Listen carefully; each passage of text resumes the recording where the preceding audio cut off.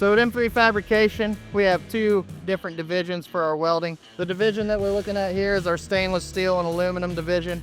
We've got robotic welding here in the stainless department.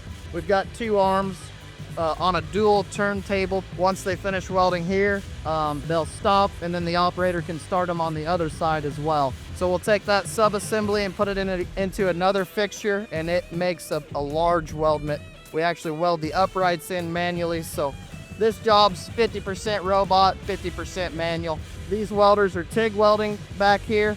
We also can MIG weld over here. We also send parts out to get pickled and passivated. Basically, it's a dip tank process, and it removes the discoloration as well as cleans the contaminants on the surface of the material. All of our welders are AWS D1.1 certified.